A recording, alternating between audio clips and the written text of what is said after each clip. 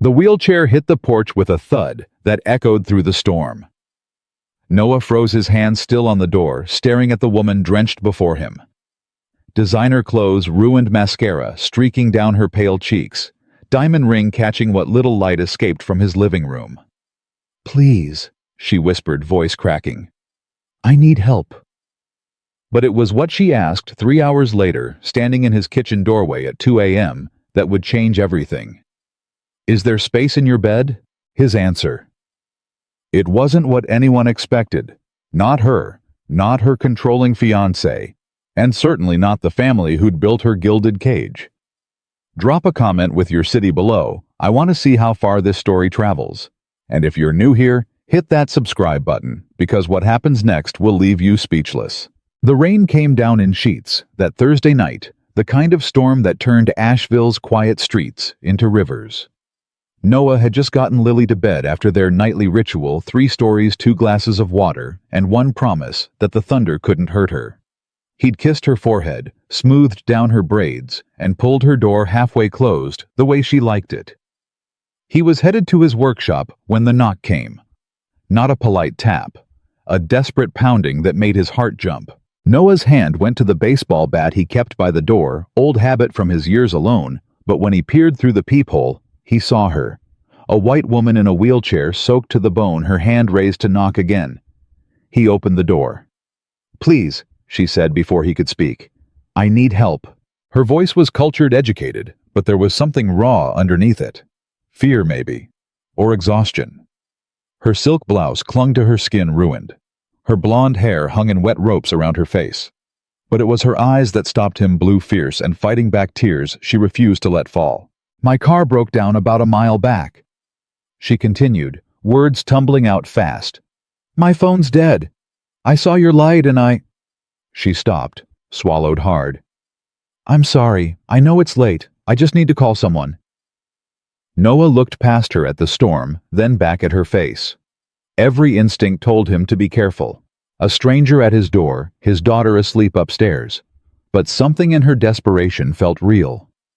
"Come in," he said, stepping back. She wheeled herself inside, leaving a trail of water on his worn hardwood floors. He closed the door against the wind and grabbed a towel from the bathroom, handing it to her without a word.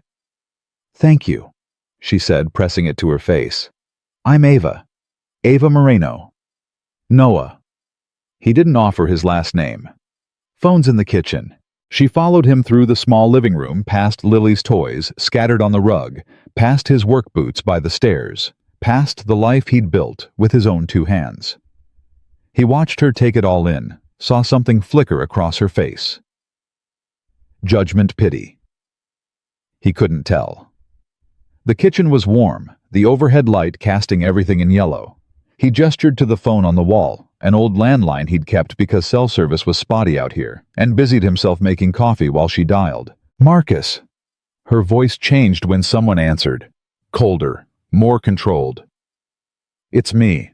My car broke down on Route 74 about 10 miles outside Asheville." "No, I'm fine. I'm at someone's house. I don't know, I'll text you the address when my phone charges. Marcus, just come get me." She paused, listening. Noah pretended not to watch her reflection in the window above the sink. "I don't care if you're at dinner with the investors." Her voice dropped lower, harder. "I've been sitting in the rain for an hour. You can leave early. Don't you dare tell me I'm being dramatic." Another pause, longer this time. "Fine." She slammed the phone down. "Fine." The silence that followed felt heavy.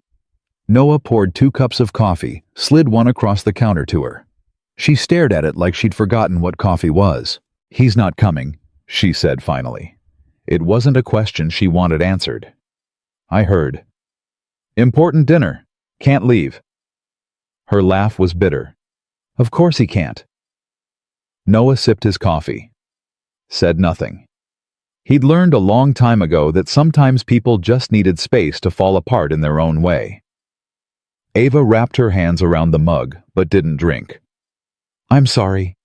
You don't need to hear this. I just—" She closed her eyes. "It's been a long day."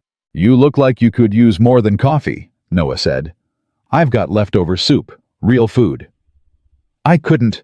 You could. He was already pulling out the container from the fridge, heating it on the stove. When's the last time you ate? She thought about it. Lunch, maybe. Maybe.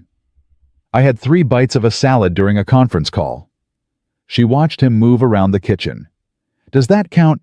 No. He ladled soup into a bowl, chicken and vegetables, something he'd made with Lily that weekend, and set it in front of her with a spoon. She stared at it like he'd offered her something precious. Thank you, she whispered. They sat in silence while she ate. Noah studied her over the rim of his mug, the expensive watch on her wrist, the designer bag she'd hung on her wheelchair, the engagement ring that caught the light every time she lifted the spoon. Money. She had money. But she looked lost. You live here alone? Ava asked suddenly. With my daughter. She's 6. Noah nodded toward the stairs. Asleep. Oh. Something softened in her face. Sorry if I woke her. She sleeps through thunderstorms. She'll sleep through anything. Lucky. Ava smiled, but it didn't reach her eyes. What's her name? Lily. That's beautiful. She finished the soup, pushed the bowl away. This was really good. Did you make it? Her and me. Saturday tradition. You cook together. We do everything together. He refilled her coffee without asking. It's just us two. He saw the question in her eyes, but she didn't ask it. Instead, she said, That must be hard. It's life. He shrugged. We manage. The storm rattled the windows. Ava flinched just slightly, and Noah caught it. You okay? I hate storms, she admitted. Always have. Lily used to be scared of them too. We made up a game every time there's thunder. We count how far away it is. Makes it less scary when you understand it. Smart. Kids need to understand things aren't as bad as they seem. He met her eyes. Adults too, probably. Ava looked away first. Your daughter's lucky to have you. I'm lucky to have her. Another silence fell, more comfortable this time. Ava's phone buzzed on the counter. She'd plugged it into the charger Noah had offered, and she glanced at the screen. Her expression darkened. Marcus, Noah asked. My father. She declined the call. Probably wants to know why I'm not home yet. You don't live with your fiancé? God, no. She laughed without humor. I have my own place. Penthouse downtown. Very modern, very cold, very empty. Sounds lonely. It is. The admission seemed to surprise her. She blinked, looked down at her hands. I didn't mean to say that. It's okay to be lonely. Is it? She twisted her engagement ring. Everyone thinks I have everything. Successful company, wealthy family, handsome fiancé who my parents adore. I should be grateful. Should is a dangerous word. What do you mean? Means you're living for somebody else. Noah leaned back against the counter. Should do this, should want that, should be happy with what you got. Should doesn't leave room for what you actually feel. Ava stared at him. That's surprisingly insightful. I've had time to think. He smiled slightly. Not much else to do some nights. You ever get lonely doing this on your own? The question hit harder than she probably intended. Noah considered lying, saying the easy thing. But something about this woman soaked and stranded in his kitchen at midnight made him want to be honest. Every day, he said. But I've got Lily. That helps. And I've got my work. What do you do? Carpentry. Custom furniture mostly. Some restoration work. You build things. Yeah. That must be satisfying, making something real with your hands. It is. He studied her. What do you do? I'm a CEO. Tech company. We develop accessibility software. She said it like she was reading from a script. It's fine. Just fine. It's what I'm supposed to do. She caught herself. Sorry, that sounded ungrateful. It sounded honest. Ava's phone buzzed again. This time she turned it face down without looking. You don't have to answer, Noah said. If I don't, they'll just keep calling. My father, my mother, Marcus, they all think they have a right to know where I am every second. She rubbed her temples. Sometimes I just want to disappear. Is that why you're out here middle of nowhere? I was driving back from a client meeting in Charlotte. I should have taken the highway, but She trailed off. I wanted to take the long way. See something other than concrete and traffic. And your car broke down. And my car broke down. She smiled weakly. Universe has a sense of humor. Or maybe it's trying to tell you something. Like what? Like maybe you needed to stop running for a minute. Ava went very still. I'm not running. Okay. I'm not. But her voice wavered. The clock on the wall ticked past midnight. Outside, the storm showed no signs of stopping. Noah poured more coffee, settled into the chair across from her. Tell me about your daughter, Ava said, suddenly clearly wanting to change the subject. So he did. He told her about Lily's obsession with dinosaurs, her hatred of broccoli, the way she insisted on wearing her rain boots everywhere, even when it wasn't raining. He told her about parent-teacher conferences and scraped knees, and the time Lily decided to cut her own hair and ended up looking like a lopsided dandelion. Ava laughed, really laughed for the first time all night. She sounds amazing, she said. She is. Noah's voice went soft. She's everything. Her mother, gone. He didn't elaborate, and Ava didn't push. Been just us since she was a baby. That's a lot of responsibility. Best responsibility I ever had. He met her eyes. Kids don't care about your mistakes. They just care that you show up. Something in Ava's expression crumbled. I wish my parents thought like that. They hard on you. They've had my whole life planned since I was born. Right schools, right degree, right job, right marriage. She twisted her ring again. I'm their project. Their success story. What about what you want? What I want doesn't matter. She said it so matter-of-factly it made Noah's chest hurt. I'm in a wheelchair. I have to be perfect in every other way to make up for it. That's bullshit.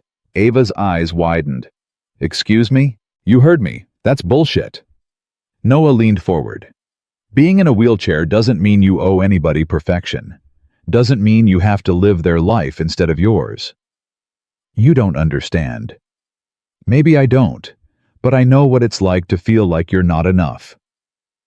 His voice was quiet but firm. My parents left me when I was 14, just walked out one day and never came back. I spent years thinking I must have been the problem, that if I'd been better, somehow they would have stayed. Ava's face went pale. Noah! But I wasn't the problem. They were. And your wheelchair isn't the problem either. The people who make you feel like you have to be perfect to deserve love, they're the problem. Silence fell heavy between them. Ava's hands shook slightly as she raised her coffee cup. I'm getting married in 3 months, she said finally. To a man who treats me like a beautiful accessory. Who makes decisions for me for my own good. Who tells me what to wear to events and how to answer questions from the press and when I'm allowed to be tired. Her voice cracked. And I'm going to do it because that's what everyone expects. You don't have to. Yes, I do. Tears finally spilled over, tracking down her cheeks. You don't know my family. My father built his empire on control. My mother measures success by appearances. Marcus fits perfectly into their world. If I leave him, I lose everything. Do you love him? The question hung in the air. No, Ava whispered. I don't think I ever did. Then why? Because I'm tired of fighting. The words burst out of her. I'm tired of being different, of having to work twice as hard for half the respect, of watching people look at my wheelchair before they look at me. Marcus makes me look normal to them. Successful. Worthy. You are worthy. Noah's voice was fierce. Chair or no chair, ring or no ring, their approval or not, you're worthy. Ava sobbed once, pressed her hand to her mouth. You don't know me. I know enough. He stood, grabbed a box of tissues from the counter, set them in front of her. I know you're sitting in a stranger's kitchen at midnight crying about a life you don't want. I know you drove the long way home because you couldn't face going back to your empty penthouse. I know you're drowning, and everyone around you is too busy admiring how good you look doing it to throw you a rope. She stared at him through tears. Why do you care? Because I've been there. He sat back down. Different circumstances, maybe, but I know what it's like to feel alone in a crowded room. To smile when you're breaking inside. To wonder if anyone would notice if you just stopped trying. What did you do? I chose Lily. His voice went soft. When her mother left, I had a choice. I could keep trying to be what everyone else wanted, the guy with no family, no prospects, nothing to offer, or I could build something real, something mine. And you chose her. Best decision I ever made. He met Ava's eyes. Sometimes the only way out is to choose yourself, even when it's scary, even when everyone tells you you're making a mistake. Ava wiped her eyes with the tissue. I don't know if I'm that brave. You got out of a broken-down car in the middle of a storm and knocked on a stranger's door. That's pretty damn brave. She laughed wetly. Or desperate. Maybe both. They sat in the warm kitchen while the storm raged outside. The clock ticked toward 1 a.m. Ava's phone buzzed repeatedly, ignored messages piling up, but neither of them moved to check it. Can I ask you something? Ava said eventually. Sure. Do you ever regret it, choosing the hard path? Noah thought about his early days with Lily, the sleepless nights, the constant worry, the judgmental looks from people who thought a single black man couldn't raise a daughter right. He thought about the jobs he'd lost, the apartments he couldn't afford, the years of barely scraping by. No, he said. Not once. Really. It's been hard. Really hard. But it's been mine. Our life, our choices, our mistakes and victories. He smiled slightly. That's worth more than living someone else's easy life. Ava nodded, slowly processing. I should call Marcus back. Figure out... You should sleep. Noah interrupted. It's late. Storm's not stopping. You can deal with everything in the morning. I can't impose... You're not. I've got a guest room. Clean sheets, warm bed. He stood. You look exhausted. I am. She admitted it like a confession. I'm so tired. Then sleep. He moved toward the stairs. Come on.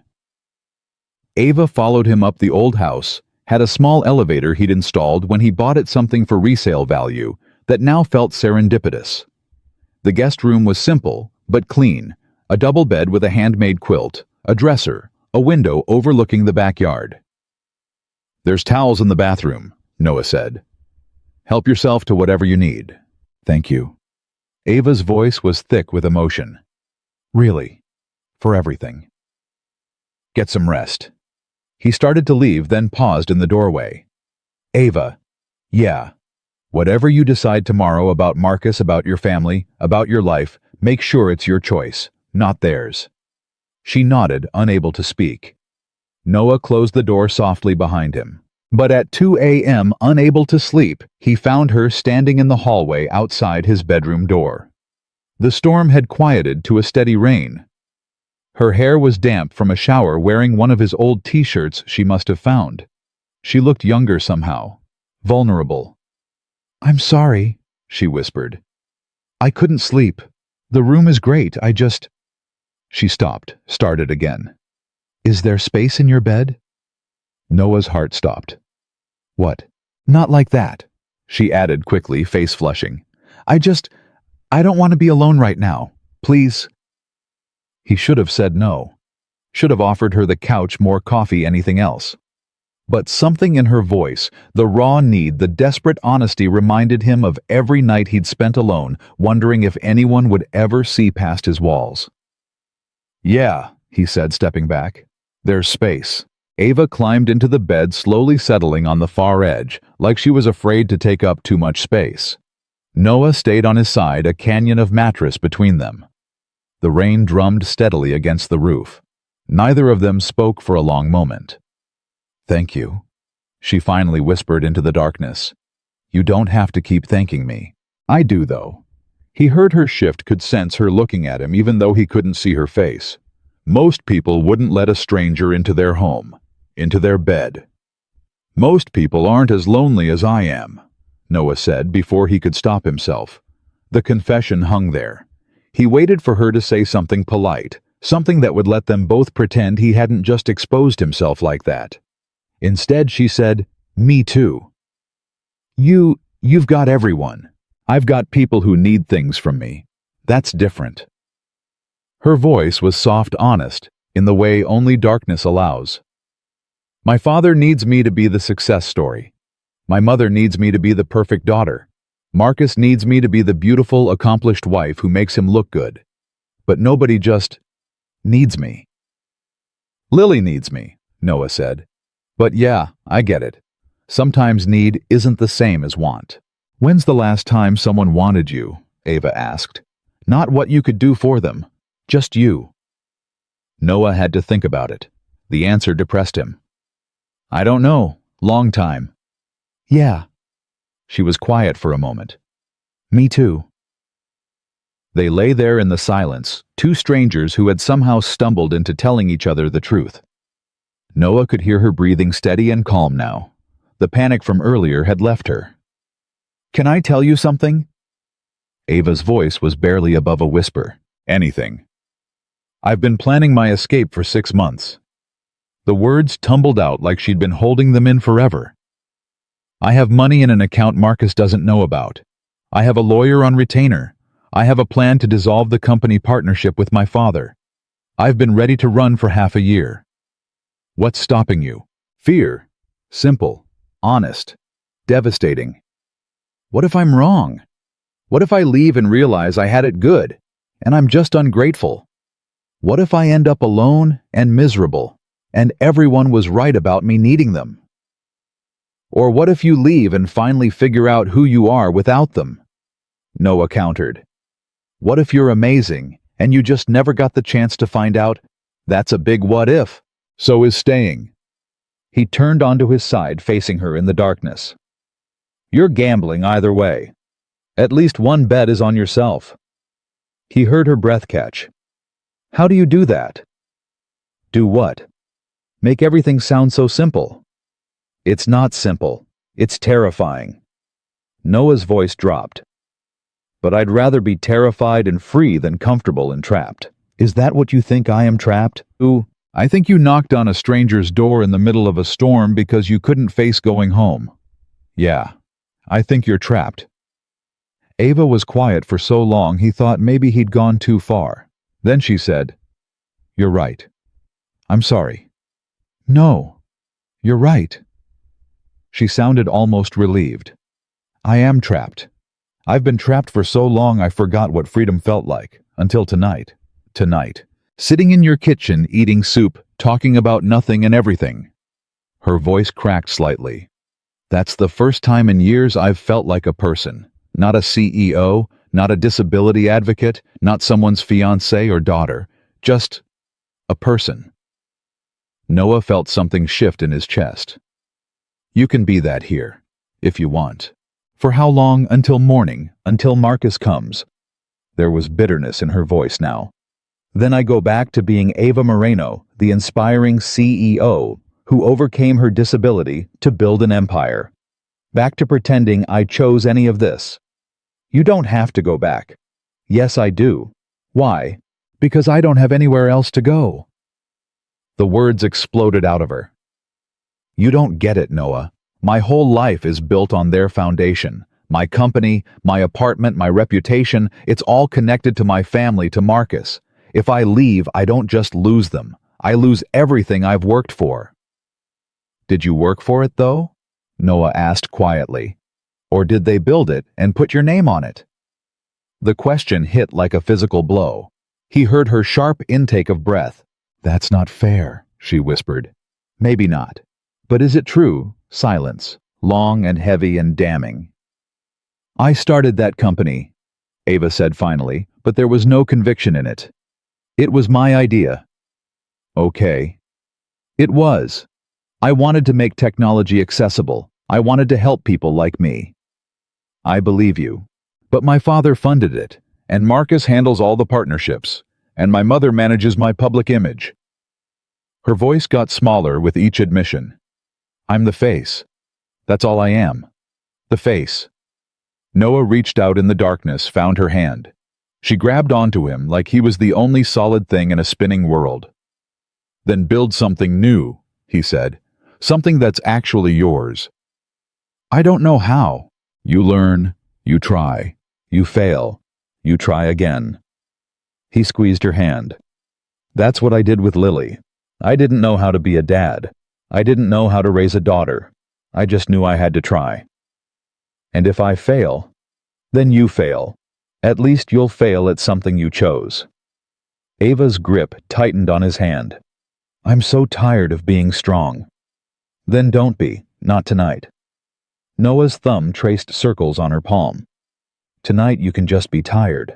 She moved then, closing the distance between them. Not sexual, not romantic, just desperate for human contact. She pressed her face against his chest, and he wrapped his arms around her, holding her while she shook with silent sobs. I hate him, she whispered against his shirt. I hate Marcus. I hate how he touches me like I'm his property. How he makes decisions for me. How he tells people I'm so brave, like being in a wheelchair makes me a fucking inspiration instead of just a person. Does he love you? I don't think he knows what love is. I don't think I do either.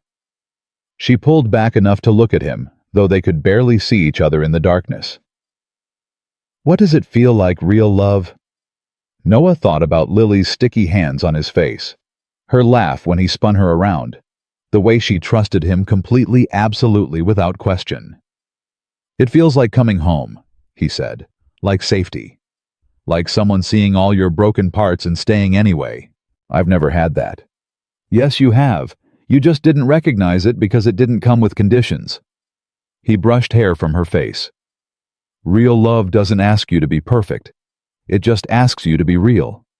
Ava kissed him then. Quick, impulsive, desperate. He froze, shocked, and she pulled back immediately. I'm sorry, she gasped. I shouldn't have. I'm engaged. I'm to someone you don't love. That doesn't make it okay. No, Noah agreed. But it makes it honest. They stared at each other in the darkness. The moment stretched taut and fragile. Noah knew he should pull away, should remind her about boundaries and respect and all the things that kept decent people decent. But there was something in her eyes, desperation mixed with hope, fear mixed with courage, that made him stay still. I should go back to the guest room, Ava said, not moving. Probably. This is wrong. Yeah. Then why does it feel like the first right thing I've done in years? Noah didn't have an answer for that. So he kissed her instead. Soft, careful, giving her every chance to pull away. She didn't. She pressed closer, her hands fisting in his shirt, and he tasted salt from her tears and something that might have been freedom. When they broke apart, both breathing hard, reality crashed back in. We can't, Ava whispered. I know. I'm getting married in 3 months. I know. This is crazy. I know. Noah pressed his forehead to hers. But if you're going to blow up your life anyway, shouldn't it be for something you actually want? I just met you. I know that too. This is insane. This is... She stopped, laughed shakily. This is the most alive I've felt in years. Then feel it. He pulled her closer. For tonight, just feel it. Tomorrow you can go back to your life, your fiancé, your plans. But tonight, just be here. With me. What about Lily? She sleeps like the dead. Won't wake up until 7. He traced her jawline with his thumb. We have time.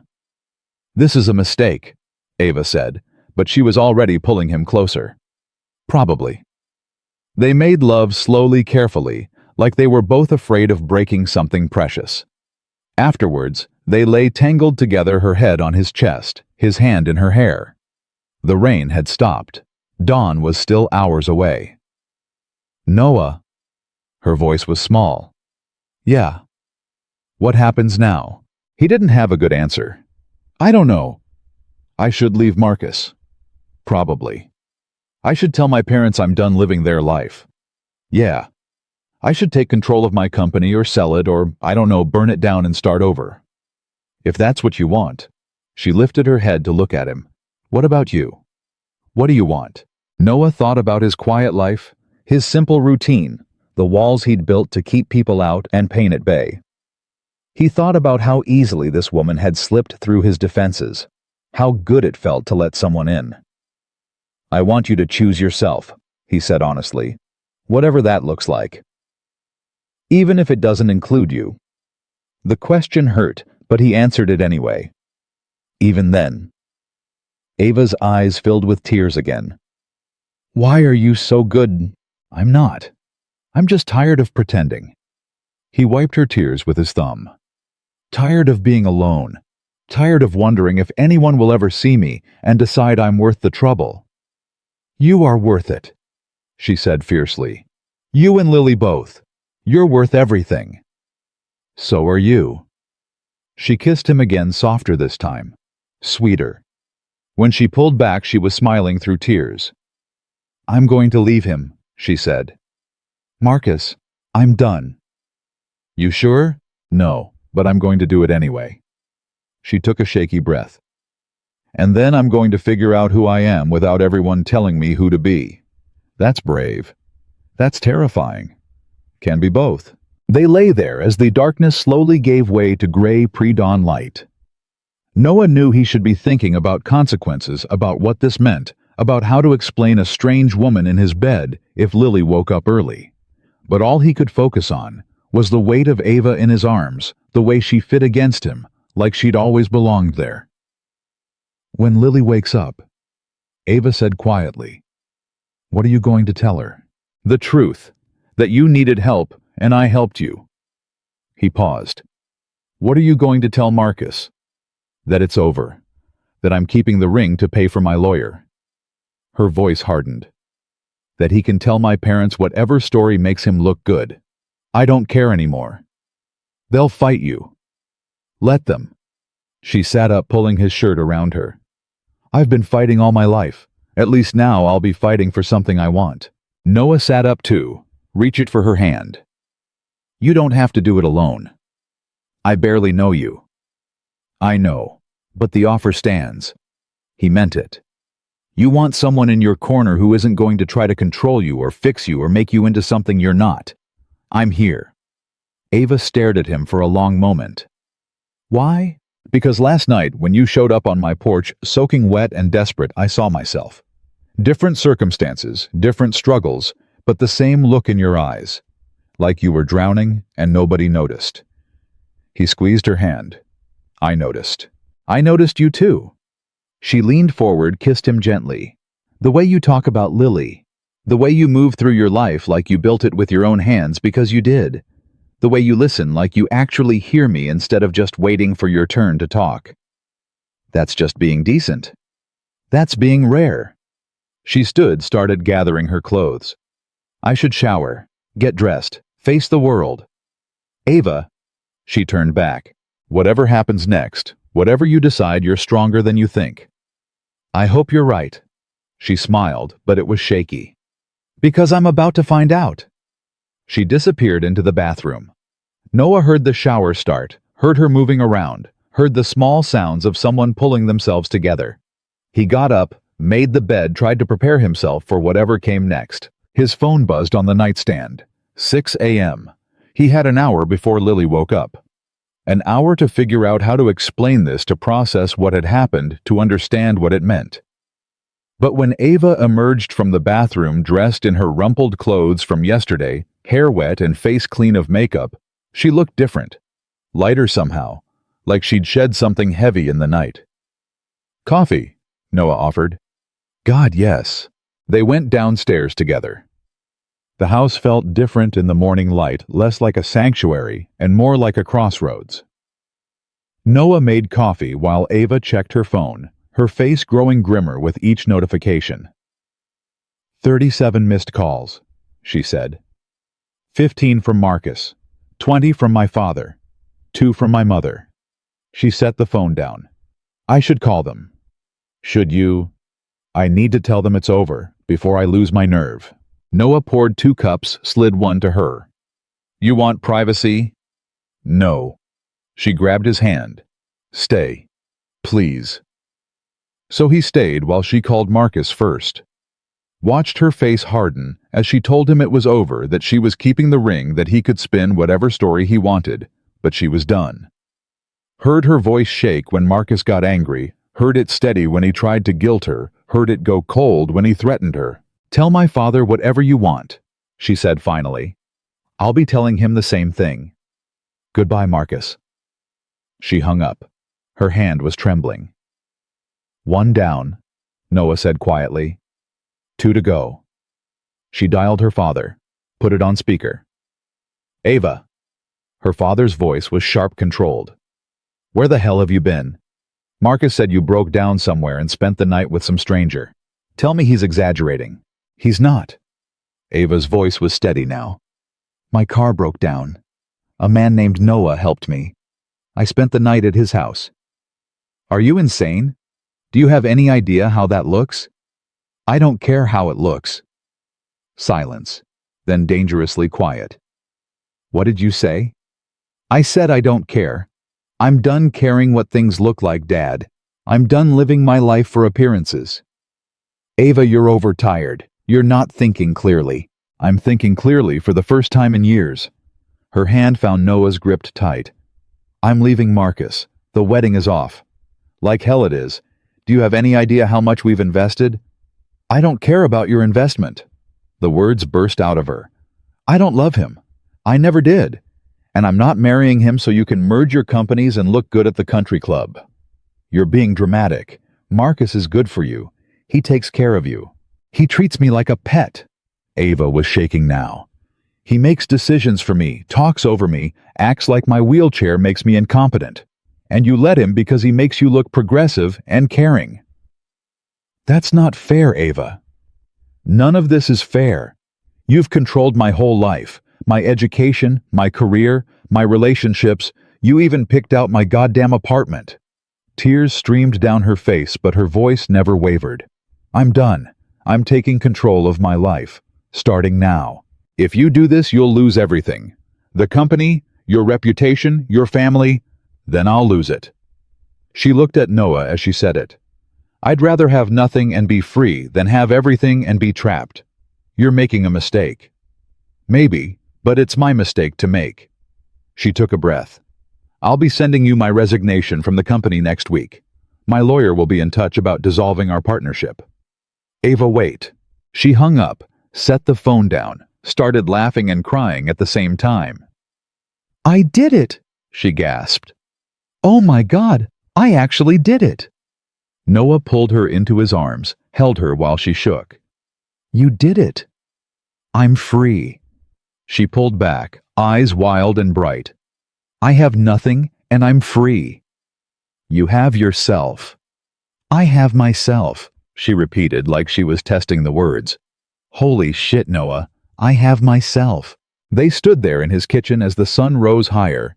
2 people who had found each other in the storm and decided to be brave together. Upstairs, Lily would wake soon, full of questions and energy and innocent trust that the world was good. And for the first time in a long time, Noah thought maybe she was right. The sound of small feet on the stairs broke the moment. Noah pulled back from Ava just as Lily appeared in the doorway, her hair a mess of braids that had come loose in the night, clutching her stuffed dinosaur. Daddy! She rubbed her eyes, then spotted Ava. Who's that? Noah's heart hammered. He hadn't planned this conversation, hadn't prepared for how to explain a strange woman in their kitchen at 7 in the morning. This is Ava, he said, keeping his voice calm. Her car broke down last night in the storm. She needed help. Lily studied Ava with the brutal honesty only 6-year-olds possess. Why are you in a wheelchair? Lily, Noah started, but Ava held up a hand. It's okay. She wheeled closer to Lily, getting down to eye level. I was born with something called spina bifida.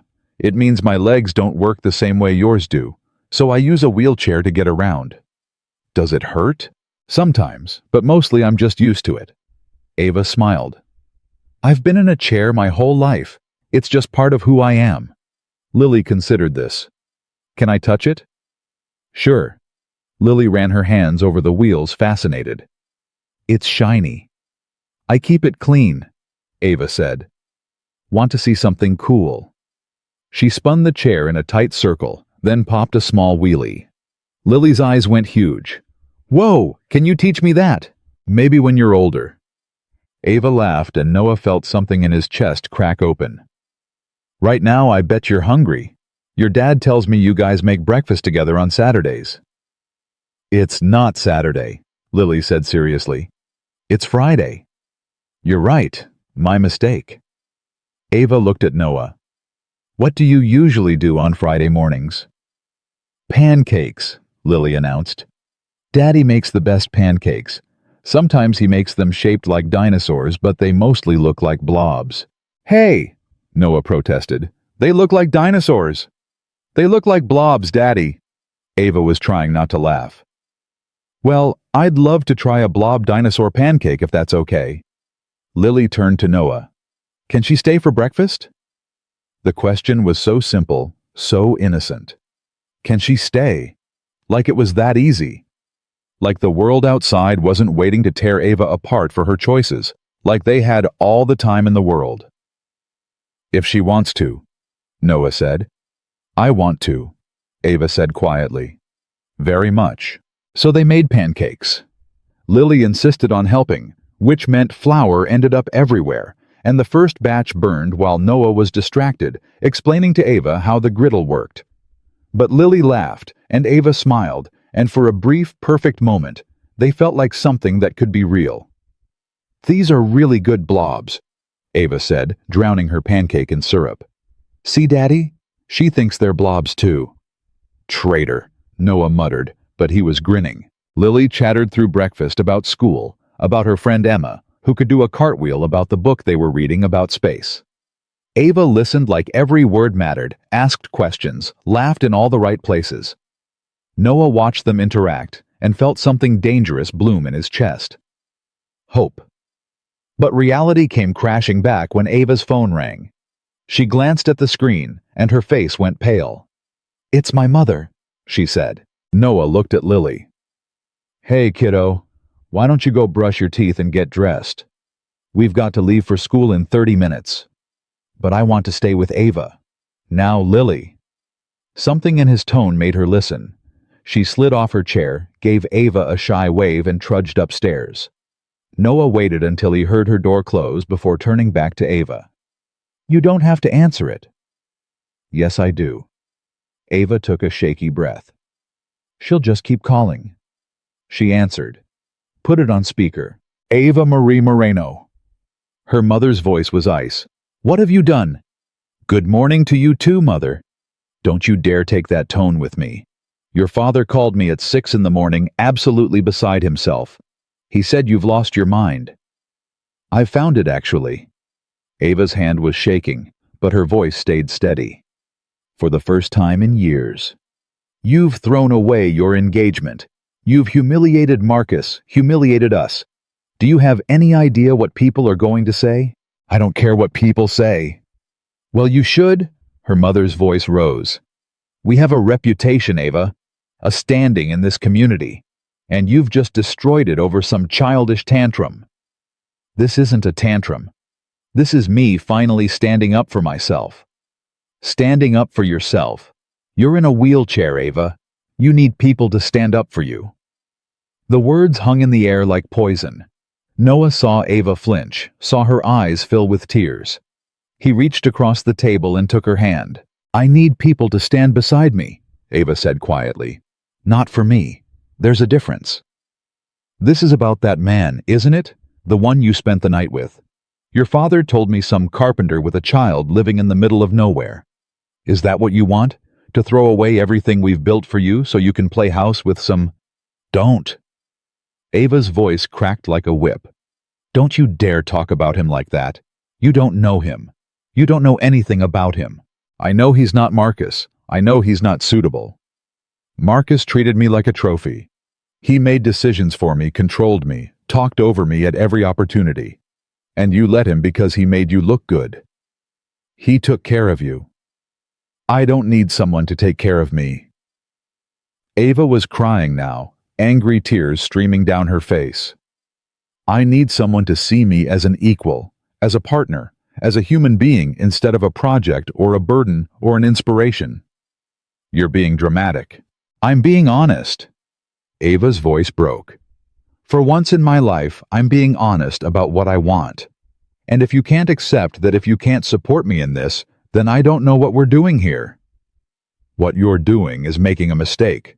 Her mother's voice went cold. "And when you realize that when you come crawling back because this little fantasy has fallen apart, don't expect us to welcome you with open arms." "Is that a threat?" "It's a fact.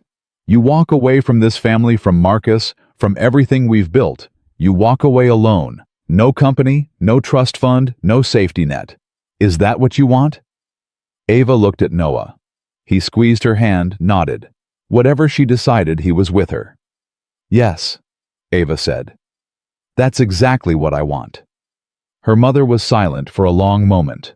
Then, "You're going to regret this." "Maybe, but it'll be my regret, my choice, my life." Ava's voice was steady now, certain. "Goodbye, Mother."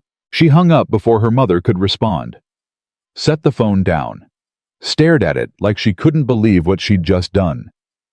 "I just cut off my entire family," she whispered. "You cut off people who were using you," Noah corrected gently. "They're still my family." "Family doesn't treat you like that."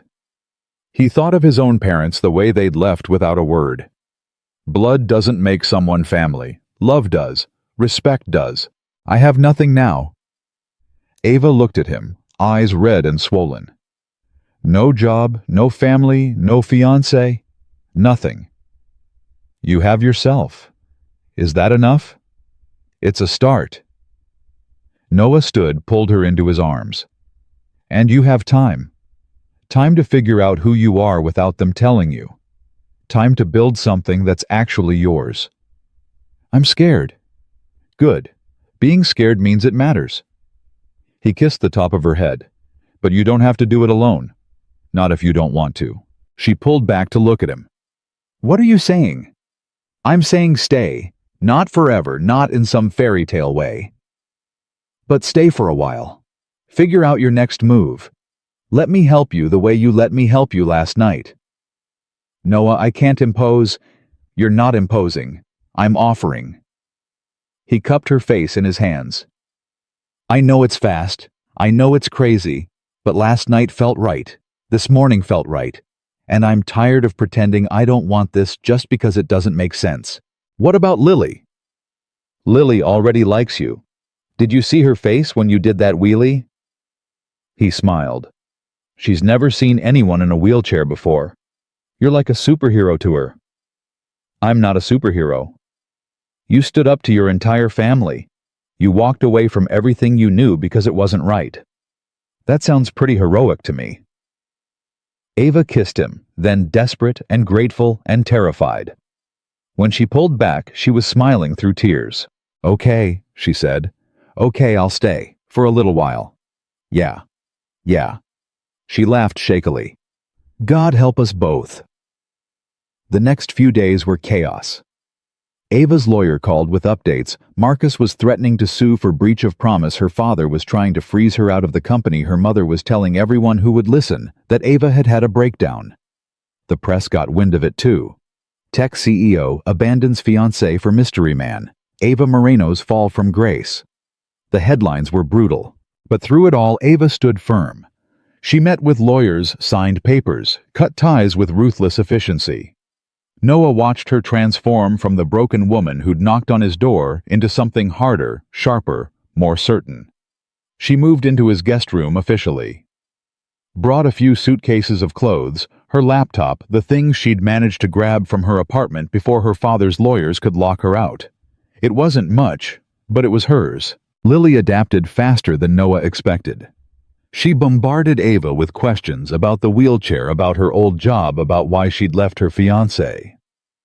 Ava answered everything honestly, never talking down to her, always treating her like she could understand. "So you left because he was mean?" Lily asked one night over dinner. "He wasn't mean exactly," Ava said carefully. "He just didn't treat me the way I deserved to be treated." "How should he have treated you? Like a partner. Like someone whose opinions mattered. Like I was strong enough to make my own choices." Lily nodded seriously. "Daddy always says I'm strong enough to make my own choices. Like what to wear and what book to read and stuff." "Your daddy's a smart man." "I know." Lily grinned at Noah. "He's the best daddy." Noah felt his throat tighten. "Eat your vegetables, kiddo." "They're gross." "They're good for you." "That doesn't make them less gross." Ava laughed, and the sound filled the kitchen like light. This was becoming normal, Noah realized. The three of them together. Ava helping with homework while he cooked dinner. Lily showing Ava her drawings. The quiet evenings after Lily went to bed, when he and Ava would sit on the porch and talk about everything and nothing. It felt like building something fragile and new and terrifying. But reality had a way of intruding. 2 weeks after Ava moved in, Marcus showed up. Noah was in his workshop when he heard the car pull up. Expensive engine, too expensive for this neighborhood. He wiped sawdust off his hands and walked outside just as a man in a tailored suit climbed out of a Tesla. Marcus. Had to be. He looked exactly like Noah expected, tall, white, expensive haircut, the kind of guy who'd never worked with his hands in his life. "Can I help you?" Noah kept his voice neutral. Marcus looked him up and down, and Noah saw the judgment in his eyes. The dismissal. "This is what she left me for. I'm here for Ava." "She's inside." "Then get her. She's an adult. She can decide if she wants to see you." Noah crossed his arms. "But I'm guessing she doesn't." Marcus's jaw tightened. "You don't know anything about her, about us. I know she left you. She made a mistake. She's confused. Marcus stopped, seemed to recalibrate. "Look, I don't know what you did to convince her to throw away her life, but she needs to come home. Her family's worried about her. I'm worried about her." "Worried about her or worried about how it makes you look?" "Excuse me. Your fiancé leaving you for a guy like me, that's got to sting. Got to make you look bad in front of all your rich friends." Marcus took a step forward. "You have no idea what you're talking about." "Don't I?" Noah held his ground. "Ava told me everything. How you controlled her, made decisions for her, treated her like she was too fragile to think for herself. I protected her. You smothered her." Noah's voice was quiet but hard. "And now she's free, and you can't stand it." "She's not free. She's hiding." Marcus gestured at the house. "In this dump with a single father who can barely make ends meet. You think you're saving her. You're just another man telling her what to do." "I'm not telling her anything. I'm giving her space to figure out what she wants." "What she wants?" Marcus laughed bitterly. "She wants her old life back. The comfort, the security, the respect. She's just too proud to admit she made a mistake." "Is that what you tell yourself?" Noah asked. "That she'll come crawling back?" "She will. Once she realizes what she gave up. Once she understands that you can't give her anything she needs." "Maybe I can't give her what she needs." Noah met his eyes. "But I can give her what she wants. Freedom, respect, the chance to be herself instead of who everyone else wants her to be." "That's a pretty speech." Marcus's smile was cruel. "But we both know how this ends. She gets tired of playing poor, gets tired of you, and comes back to reality. And when she does, I'll be waiting." "The hell you will." The voice came from behind Noah. He turned to see Ava in the doorway, her face pale, but her eyes blazing. "Ava." Marcus started, his whole demeanor changing. "Baby, I've been so worried." "Don't call me that." She wheeled down the ramp Noah had built last week. "You don't get to call me that anymore." "Come on, we both know you don't mean that. You're just upset I'm done." Ava cut him off. "I'm done with you, done with my family, done with the life you all built for me. I told you that on the phone. I'm telling you again in person. We're over. You're making a mistake. Then it's my mistake to make. She looked at Noah, and something in her eyes made his heart race. I'm exactly where I want to be. Marcus followed her gaze, and his expression darkened. With him? You left everything for him. I left everything for me. Ava's voice was steel. Noah just happened to be there when I did. But this isn't about him. This is about me choosing my own life. Your own life. Marcus laughed. You don't have a life. You don't have a job. You don't have money. You don't have anything. I have myself. That's more than I had with you. The words landed like a slap. Marcus's face went red. You're going to regret this, he said. When the money runs out, when he realizes you're too much work, when reality sets in, you'll regret it. Maybe, Ava shrugged. But at least I'll have lived. Really lived. Not just existed in a pretty cage. Marcus looked between them, and Noah saw the moment he realized he'd lost. That whatever power he'd had over Ava was gone. His face hardened. Fine, he said coldly. Throw your life away. But don't come crying to me when it all falls apart. I won't. Ava's voice was calm. Goodbye, Marcus. He stared at her for another long moment, then turned and walked back to his car. The Tesla roared to life, and he sped off, tires spitting gravel. Ava and Noah stood in the driveway watching him go. When the car disappeared around the bend, Ava let out a shaky breath. That was harder than I expected, she said. You did good. Did I? She looked up at him. He's right, you know, about some of it. I don't have money. I don't have a plan. I'm just here. Is that so bad? I don't know. She smiled weakly. Ask me in 6 months. Noah pulled her close, kissed her forehead. You want to know something? What? Lily asked me this morning if you were going to be her new mom. Ava went very still. What did you tell her? I told her it was too early for that you and I were still figuring things out. He pulled back to look at her. But she said she hoped you would be. Because you're nice, and you do cool tricks with your wheelchair, and you don't make her eat broccoli. Ava laughed, tears sliding down her cheeks. I do make her eat broccoli. I know, I told her that. She said she'd make an exception. They stood there in the afternoon sun, two people who'd found each other in a storm and decided to be brave. Inside, Lily was probably destroying the living room, or covering herself in paint, or doing one of 1,000 things 6-year-olds do. Outside, the world was waiting to judge them, to tear them apart, to tell them they were making a mistake. But right now, in this moment, they were okay. More than okay. They were choosing each other. And that was enough. The weeks that followed Marcus's visit fell into a rhythm that felt both natural and impossible. Ava woke early, made coffee, worked on her laptop, while Noah got Lily ready for school. They'd have breakfast together, the three of them, and Lily would talk non-stop about whatever was on her 6-year-old mind. Then Noah would drop Lily off and come back to find Ava on the porch staring at her screen like it held all the answers. You okay?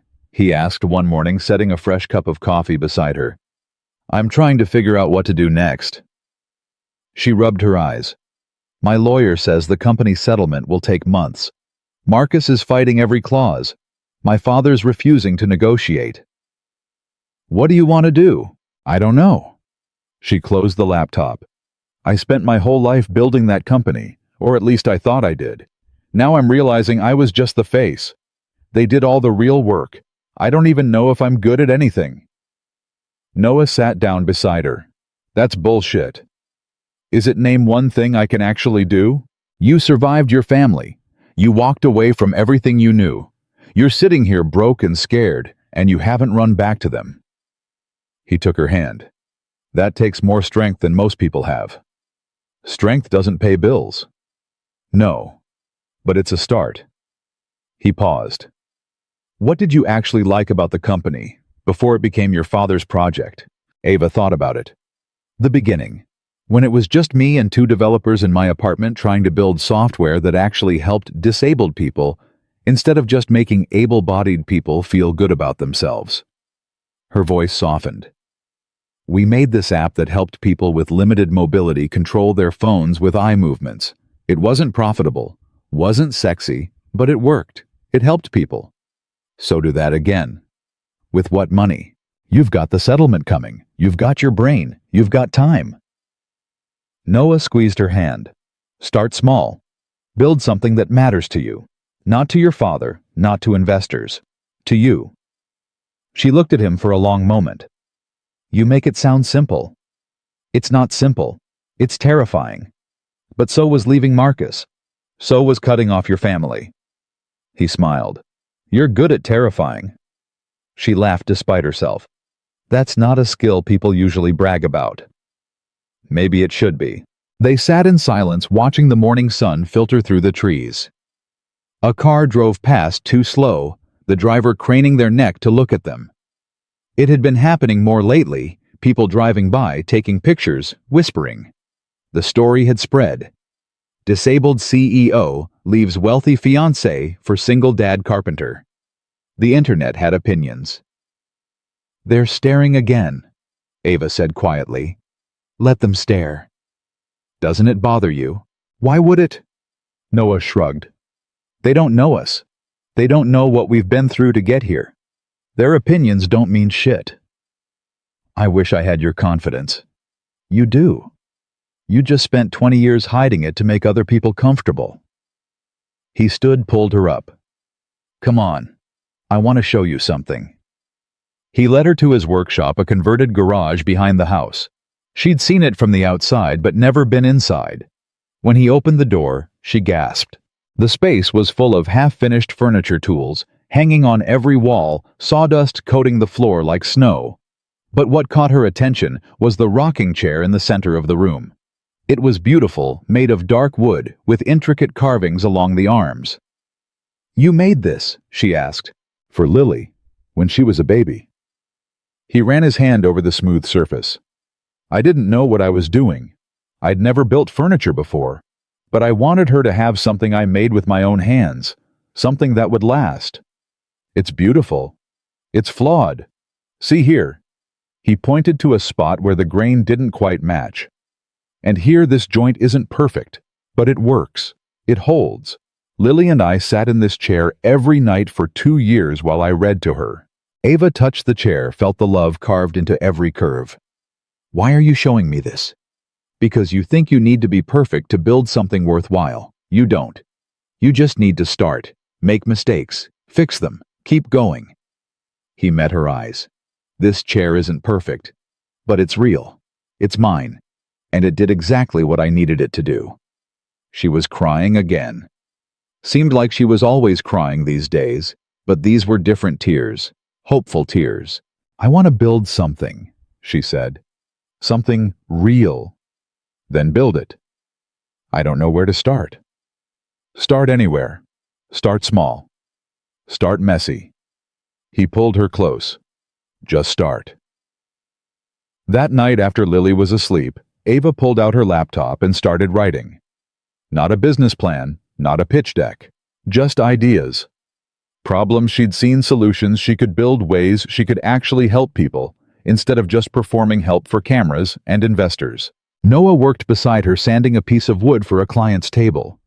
They didn't talk much, but the silence was comfortable, companionable, real. What if I fail? Ava asked suddenly. Noah looked up from his work. What if you succeed? That's not an answer. Sure it is. He set down the sandpaper. You're so focused on what could go wrong, you're not letting yourself imagine what could go right. Imagining doesn't make it real. No, but it's the first step. He came to sit beside her. What would success look like if you could build anything, help anyone? What would it be? Ava closed her eyes, let herself dream. Accessible housing. Real accessible housing, not just the bare minimum to meet code. Homes designed by disabled people for disabled people. She opened her eyes. But that takes capital I don't have, expertise I don't have, connections I just burned. So start smaller. What's one thing you could do right now? She thought about it. Consulting. I could consult for companies trying to improve accessibility. I know what doesn't work because I've lived it. I could help them actually do it right instead of just checking boxes. There you go. That's not building something. That's just advising. It's revenue. It's connections. It's a start. Noah smiled. You don't have to build Rome in a day, Ava. You just have to lay one brick. She looked at her screen, then back at him. You believe in me? Yeah, I do. Why, you barely know me. I know enough. He touched her face gently. I know you're brave, even when you're scared. I know you chose yourself when it cost you everything. I know you're sitting here trying to figure out your next move instead of running back to the easy life. He kissed her softly. That's enough for me to believe in.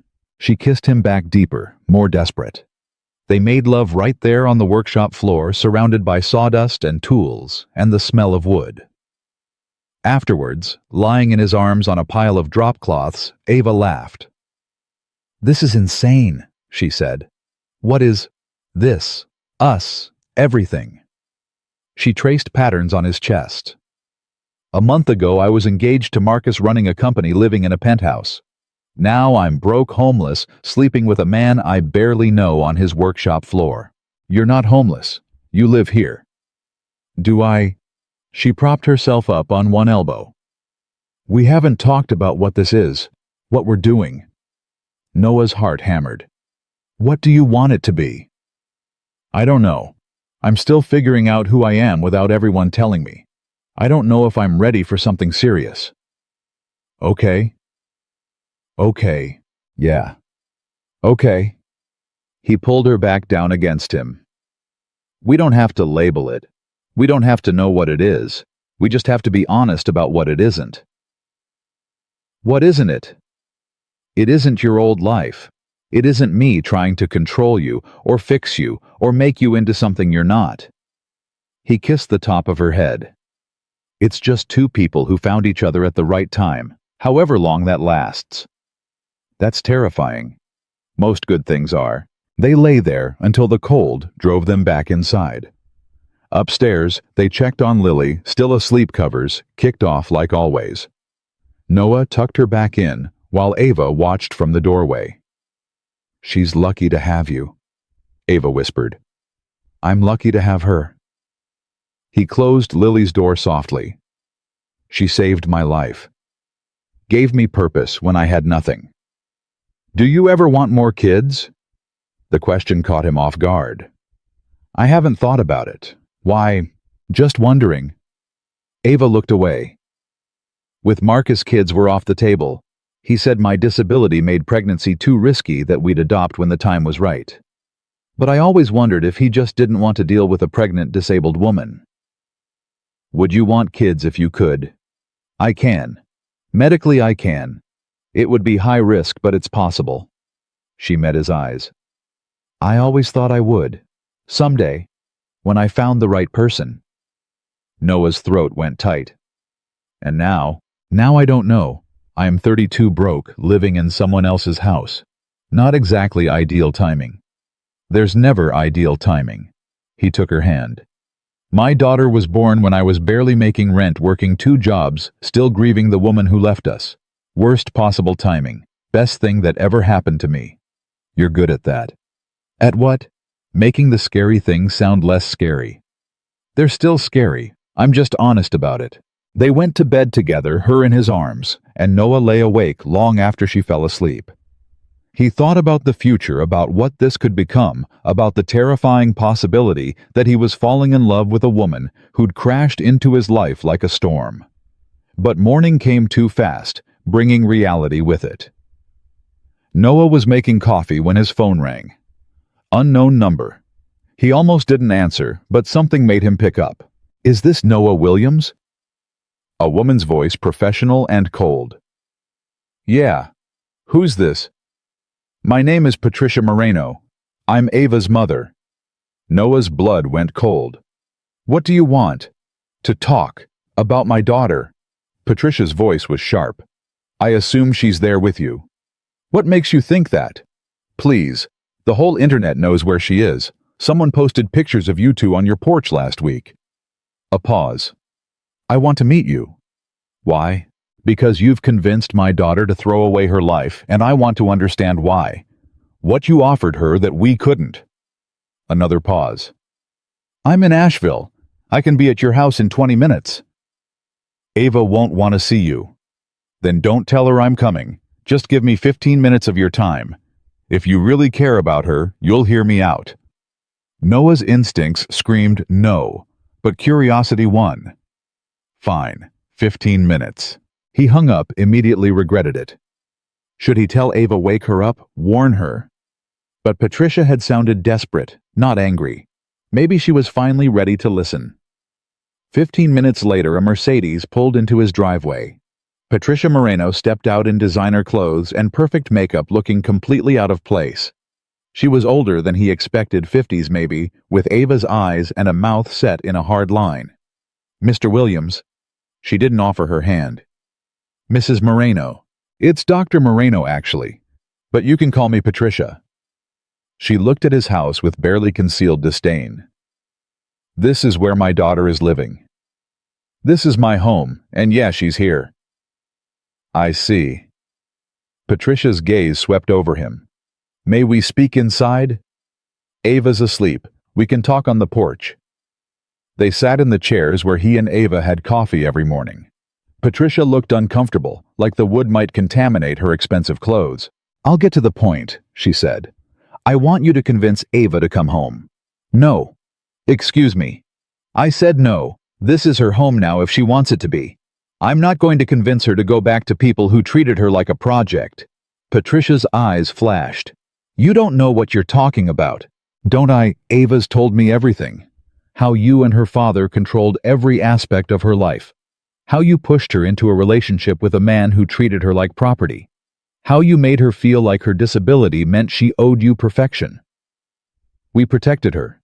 You suffocated her. Noah leaned forward. And now she's free, finally figuring out who she is without you telling her. Why would I send her back to that? Because you can't give her what she needs.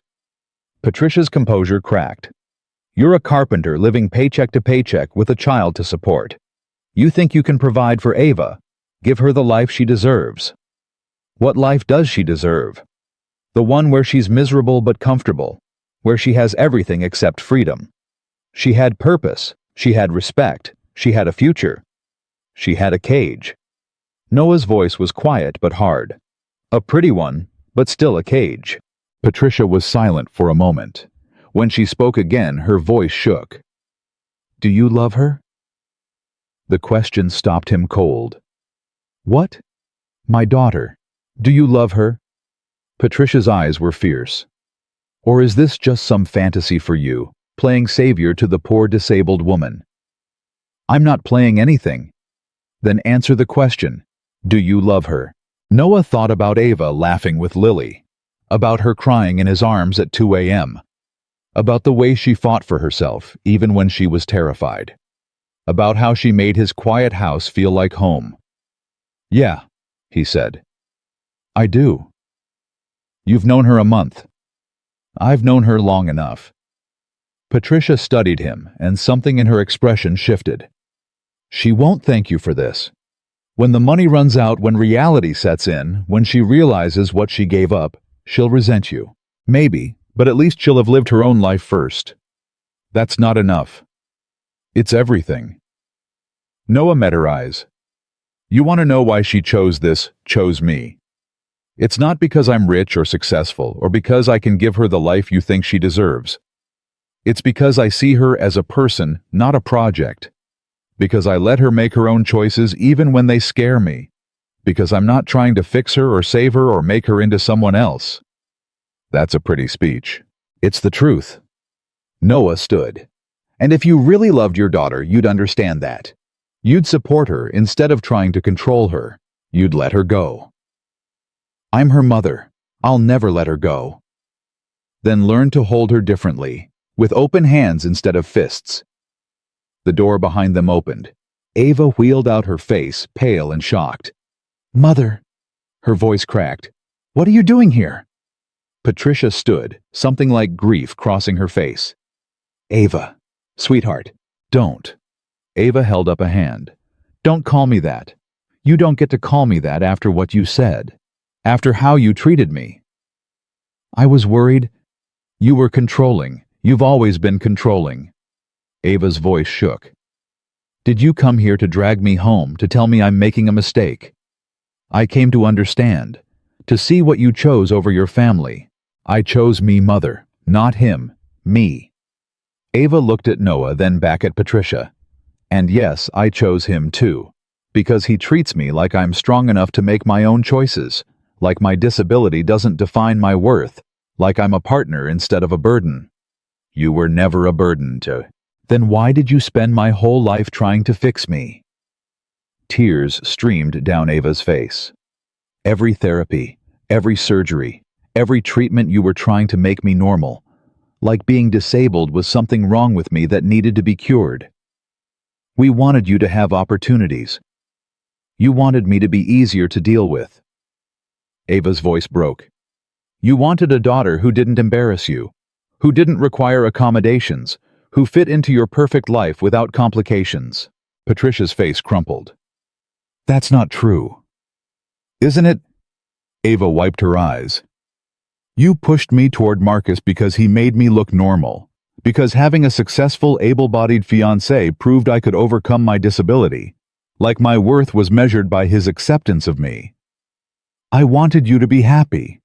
You wanted me to be palatable, Ava was shouting now. To the world, to your friends, to yourself.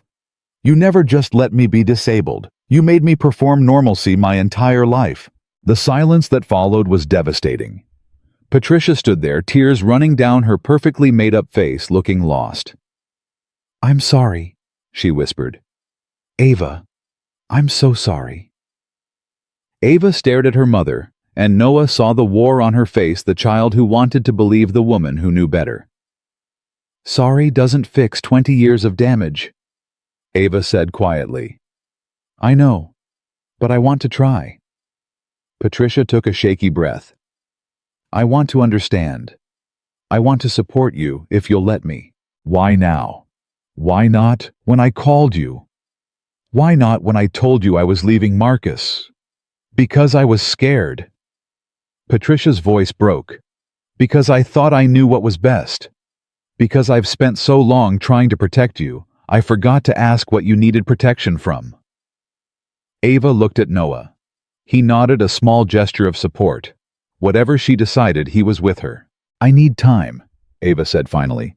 I need to figure out who I am without you telling me. And I need you to respect that. No calls, no visits unless I invite you. No trying to fix this or fix me. Okay. Patricia nodded. Okay. I can do that. Can you? Ava's voice was hard. Because you're already here, already trying to manage the situation instead of trusting me to handle it. Patricia flinched like she'd been slapped. You're right. I'm sorry. I'll go. She started toward her car, then turned back. For what it's worth, I can see why you chose him. He loves you. Really loves you. I can see it. Then she was gone, the Mercedes pulling away in a cloud of dust. Ava sat very still, staring at nothing. You okay? Noah asked. I don't know. She looked up at him. Was I too hard on her? No, you were honest. She looked so broken. She'll survive. And maybe she'll learn. He knelt beside her chair. You did good, setting boundaries. Asking for what you need. It hurt. Yeah, usually does. He took her hand. But necessary pain is still necessary. She pulled him close, buried her face in his shoulder. What if she doesn't change? What if this is it, and I lose my family forever? Then you build a new one. He held her tight. With people who love you for who you are, not who they want you to be. Inside, they heard Lily wake up calling for breakfast. Life moved forward, even when your heart was breaking. Noah helped Ava up, and together they went inside to face the day. One moment at a time. One choice at a time. One brave step after another. 3 months later, Noah stood in his workshop finishing a custom bookshelf for a client when Lily burst through the door, backpack bouncing. Daddy Ava's on TV. He set down his tools and followed her inside. Sure enough, Ava sat on the couch with her laptop open, a video call displayed on the screen. She was talking to someone professional and confident, gesturing as she explained something about accessibility standards.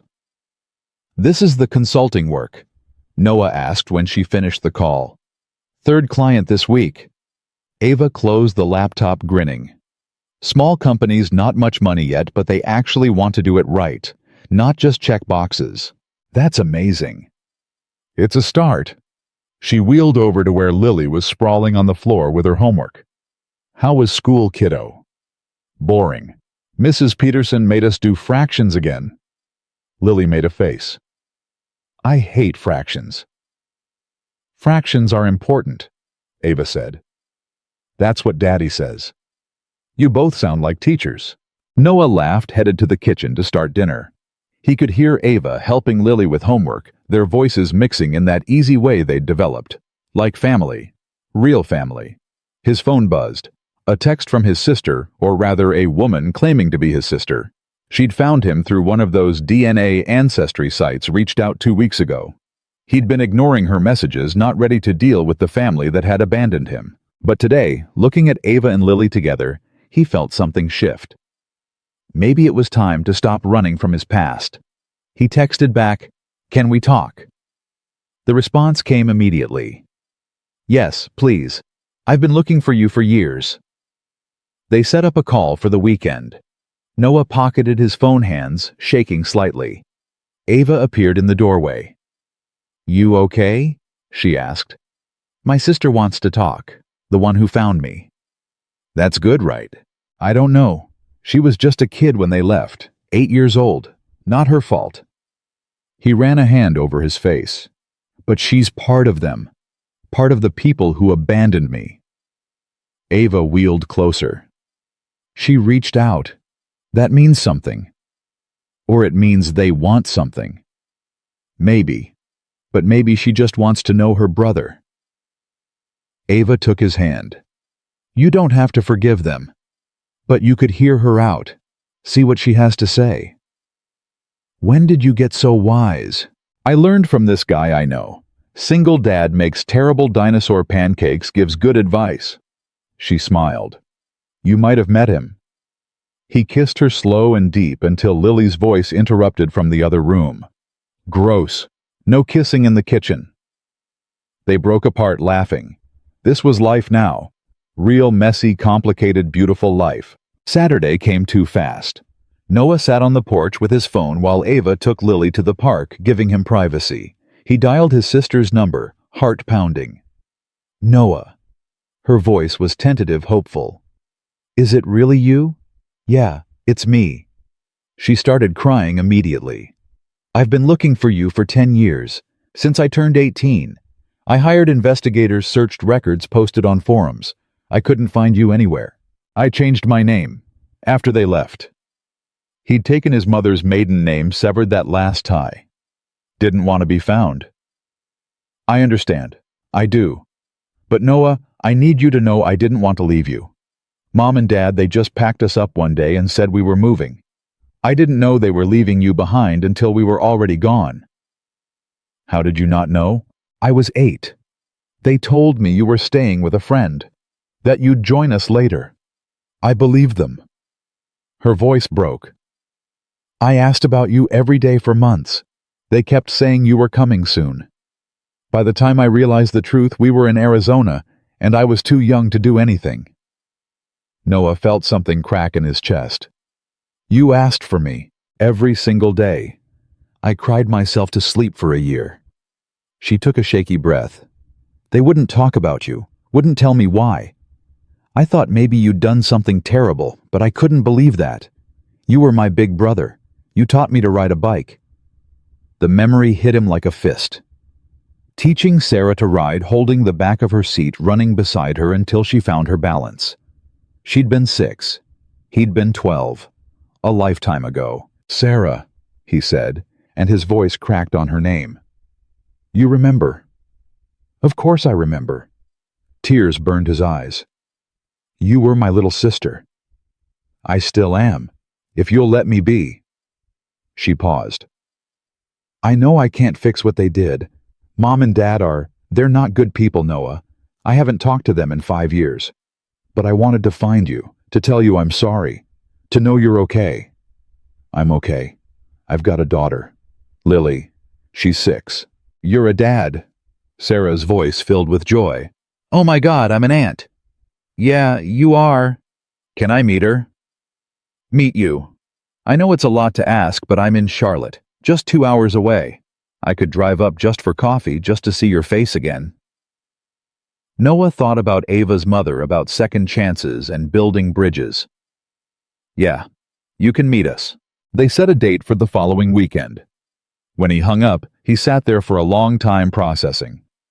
Ava found him an hour later, still on the porch. How'd it go? She asked.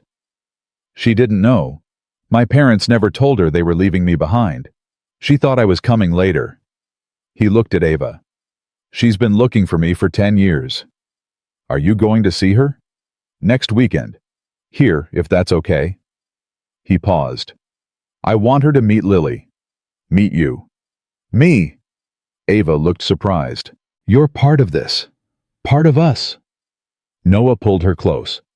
Unless you don't want to be. I want to be. She kissed him softly. I'm not going anywhere. The week passed in a blur of work and homework and normal life. Ava's consulting business grew. She had 6 clients, now enough to start building real income. She'd found a lawyer to help her navigate the company settlement, one who didn't work for her father. Things were moving forward. Then Friday night, Lily asked the question they'd been dancing around for months. Is Ava my mom now? They were having dinner, the 3 of them, at the table Noah had built with his own hands. The question hung in the air like smoke. What makes you ask that? Noah said carefully. Emma at school said Ava can't be my mom because I already have a mom somewhere. But I don't remember my other mom. I only remember Ava. Lily looked at Ava with those big, trusting eyes. So can you be my mom? Ava's face went pale. Noah saw her hands shaking. Lily, that's complicated. Noah started, but Ava held up a hand. It's okay. She looked at Lily. Your daddy's right that it's complicated. I'm not your mom. Your mom is someone else, someone who isn't here right now. But I love you like you're mine. Is that okay? Do you love my daddy too? Yes, very much. Then that makes you my mom. Lily said it with the absolute certainty only children possess. Emma's wrong. You can have more than one mom, and you're mine. Ava started crying. Noah reached across the table, took her hand. I'd be honored to be your mom, Ava whispered. If your daddy says it's okay. Daddy? Lily looked at him. Noah thought about his life before Ava, the loneliness, the fear, the walls he'd built. He thought about that stormy night when she'd knocked on his door desperate and drenched. He thought about everything they'd built since then. How she made his house feel like home. How she loved his daughter like her own. How she'd chosen this messy, complicated, beautiful life over the easy one. It's more than okay, he said. Lily cheered and launched herself at Ava, wrapping her arms around her neck. Ava held her tight, sobbing now, and Noah felt his own tears fall. His family. Broken and rebuilt and perfect in its imperfection. That night after Lily was asleep, Noah found Ava on the porch with her laptop. She was working on something, typing furiously. What's that? He asked. A business plan. Real one this time, not something my father would approve. She turned the screen to show him. Accessibility consulting and training. I could teach companies how to actually include disabled people instead of just pretending to care. And eventually maybe housing. Accessible housing designed by people who actually need it. That's ambitious. That's the point. She smiled. I spent my whole life making myself small to fit into their world. I'm done with that. I want to build something big, something that matters. You'll need funding. I've got the settlement money coming. Not much, but enough to start. She paused. And I was thinking your workshop. There's space there. I could set up an office, hire a few people eventually, if you're okay with that. Noah thought about his quiet workshop, his solitary space. Then he thought about sharing it with Ava, building their futures side by side. Yeah, he said. I'm okay with that. She kissed him long and sweet and full of promise. I love you, Noah Williams. I love you too, Ava Moreno. Technically, it's just Ava now. I dropped my father's name. She laughed. Figured if I'm starting over, might as well start completely. Ava Williams has a nice ring to it. She froze. What? Too soon. His heart hammered. I'm not proposing. Not yet. Just saying. Someday. If you wanted. Someday. She repeated, eyes shining. I like the sound of that. Saturday brought Sarah. She pulled up in a Honda, nervous energy radiating off her as she climbed out. She was younger than Noah expected, 26 now, with the same dark eyes he remembered. They stared at each other across the driveway. Noah, she breathed. Sarah. Then she was running, and he was catching her, and they were both crying and laughing and holding each other like they could make up for 15 lost years in one embrace. You're so tall, she sobbed. You were always tall, but now you're huge. You grew up. So did you. She pulled back, studying his face. You look happy. Tired, but happy. I am. He turned as Ava wheeled out with Lily. Sarah, this is Ava, and that's Lily. Sarah's face lit up. Oh my God, she's beautiful. She looks just like you. Lily hid behind Ava's chair, suddenly shy. Sarah knelt down to her level. Hi, Lily. I'm your Aunt Sarah. I know we just met, but I've been waiting my whole life to meet you. You're Daddy's sister. I am. The one who got lost. Sarah laughed through tears. Yeah, the one who got lost, but your daddy found me again. They spent the afternoon together. Sarah told stories about their childhood, the good parts before their parents left. She showed Lily pictures of Noah as a kid, made him groan with embarrassment. She asked about Ava's work, about their life, about everything. At dinner, she said, You built something really beautiful here. All of you. We're still building, Noah said. That's the best part. Sarah smiled. Getting to watch it grow. She stayed until evening, exchanged numbers, promised to visit again soon. When she left, she hugged Noah tight and whispered, I'm so glad I found you. I'm so glad you're okay. Me too, he said. Me too. That night, Noah stood in Lily's doorway watching her sleep. Ava wheeled up beside him. You did good today, she said. So did you. We did good. She took his hand. All of us together. He pulled her close, thinking about the journey that had brought them here. A broken-down car in a storm. A desperate knock on a stranger's door. Two people brave enough to choose themselves, to choose each other, to build something real from the wreckage of their old lives. It wasn't perfect. Ava still struggled with her family. Her mother called sometimes, tentative and careful, trying to rebuild what she'd broken. The consulting business had hard days and good days. Money was tight more often than not. The internet still had opinions about their relationship, their choices, their life. But every morning, Noah woke up to Ava beside him. Every afternoon, Lily came home from school with stories and laughter. Every evening, they sat together at his handmade table and ate dinner like the family they'd become. Ava's settlement finally came through in December. Not as much as she'd hoped, but enough. Enough to start her business properly. Enough to contribute to the household. Enough to prove she could stand on her own. What are you going to do with it? Noah asked. Invest in us, she said simply. The business, the house, our future. Whatever we need. Our future. Yeah, she smiled. Our future. You, me, Lily. Whatever comes next. What came next was slow and beautiful and terrifying and real. Ava hired her first employee, a young disabled developer who reminded her of herself 10 years ago. She gave talks at conferences, wrote articles, built her reputation on her own terms. She and her mother met for coffee once a month, carefully rebuilding trust, brick by brick. Noah's workshop grew too. Word spread about his furniture, the care he put into every piece. He hired an apprentice, a kid from town, who needed direction the way he once had. He taught the way he wished someone had taught him, with patience, with understanding, with belief.